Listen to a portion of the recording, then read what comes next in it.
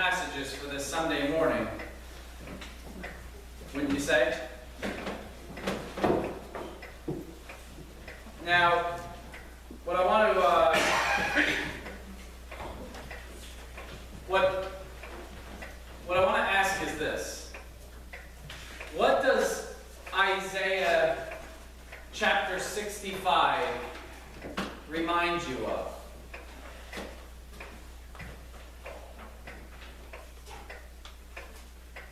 Let me just revisit it really quickly. So I will create new heavens and a new earth.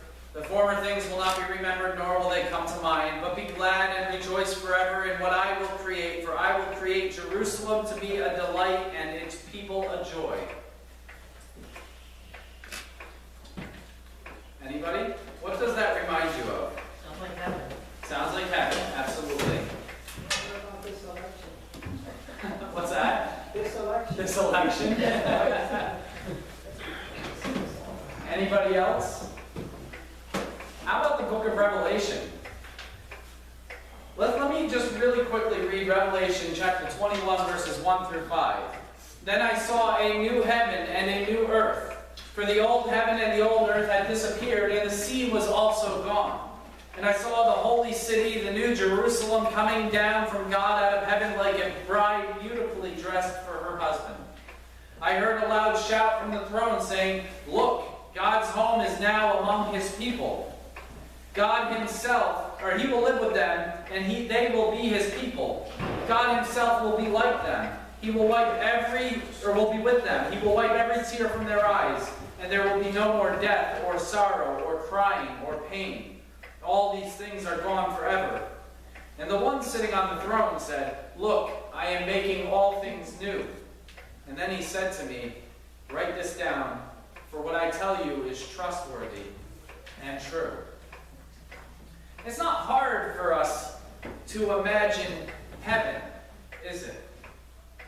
To imagine the peaceable kingdom as we find it in Isaiah 65. We can easily imagine a world where there is no more suffering, no more pain, perhaps no more elections, no more hatred, no more discrimination, no more notions of racial supremacy or sexual supremacy or whatever supremacy you can come to think of. A world where no one hurts others, where no one is bullied, where no one is killed, where animals and humans and all of nature live in perfect harmony with one another. These things are not hard for us to imagine, yet they're utterly impossible for us to imagine at the same time, given the world that we currently live in.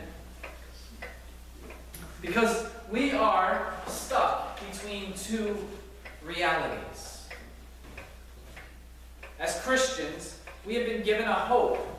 We've been given healing and wholeness. We know what it means to be included, to be welcomed, to be loved, to be cherished. We know what it means to share in God's kingdom, God's authority, and God's love. We know that we belong to that kingdom, that peaceable kingdom. And we are to play our part in ushering it in. Yet while we are citizens of God's future reality, we are also residents in this current reality. We live in a world where it seems okay that entire groups of people get disparaged for political gain. I'm not going to bring politics up at all, but we all spent a year and a half watching a very ugly campaign where things were said that I wouldn't dream of saying, and it seems to be okay.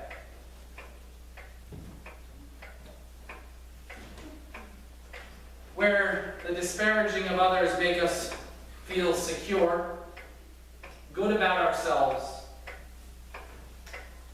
and our status. We live in a world where the way we respond to hatred is through more hatred. You threw a rock, I'm going to throw a boulder. You shot a grenade, watch out for my missile launcher. Where it is okay to vent anger through violent revolt and throwing obscenities at one another. Where fire is often fought with a blowtorch instead of a hose.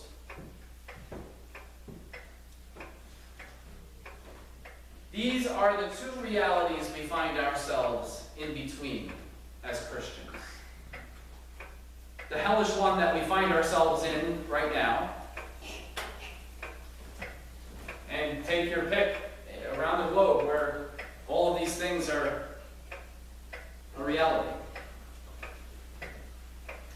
We are stuck between this reality and the future one we place our hope in. Jesus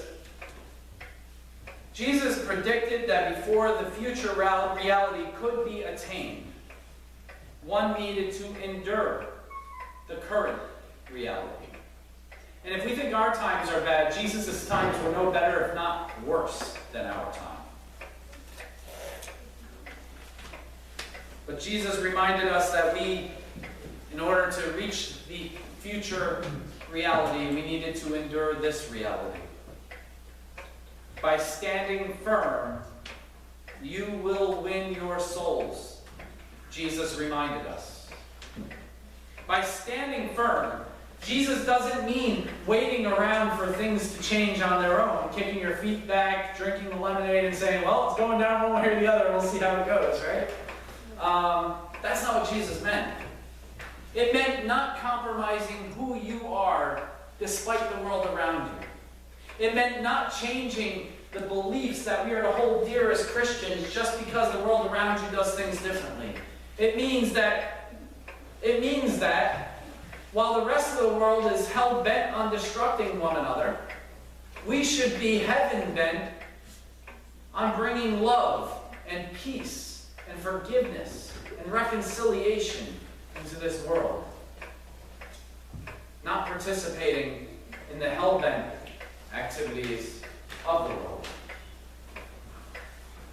By standing firm, Jesus doesn't mean just waiting for things to change, but by risking yourselves to stand up for that change, to be a part of that change, to be a part of the solution, not a part of the problem. We are called to be a part of God's solution, God's kingdom, God's future reality. Do you think that when we stand before God on Judgment Day, we'll be asked a question that goes something like, Todd, my child, were you a Republican? Or, Todd, my child, were you a Democrat? Do you think God is going to stand there on Judgment Day and say, Todd, were you a Mexican? Or a European? Or an Arab? Do you think God's going to say, Todd, were you a man? Because if not, you can't come in here. I'm throwing this out there kind of facetiously, but intentionally. Because these are the walls we divide ourselves with, even as Christians. We just watched an hour and 20-minute documentary that showed the earliest of Christians doing this very thing, dividing people with walls. You're a Gentile, you're not welcome. Unless you nip the tip and, stop eating pork. This is what we do as human beings, but this is not who we were created to be. It sounds ridiculous when we ask the question, will God ask us those things? Yet we ask them of ourselves. And we ask them of other people.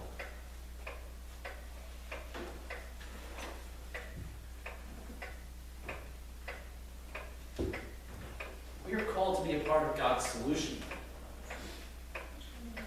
We are called to be a part of God's coming kingdom.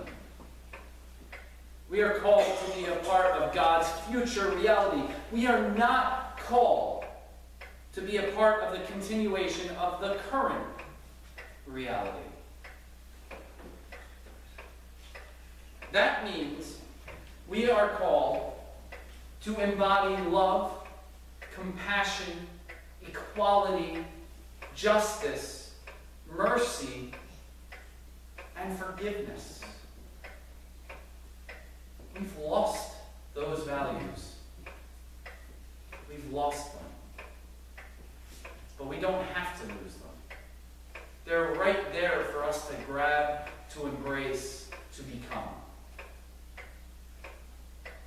By standing firm, we will not only win our souls, but we will bring other souls to know and follow Jesus, the way of unconditional love. Amen? Amen. Amen. Gracious and loving God, heal us. Help us to see beyond the lenses we have over our eyes. Paul, Lord, was a person who saw people through such lenses.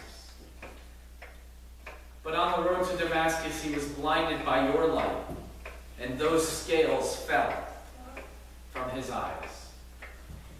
And he was able to see that you are calling us to be a people who unite others, not divide them. A people who love others, not hate them. A people who are present in this world, filling it with hope, healing, and wholeness, not division and enmity and strife. Use us to be such disciples. Allow the scales to fall from our eyes, so that we may look into the other person's eyes and not only see a person, but see a divinely created child of God. We pray these things in Jesus' name. Amen.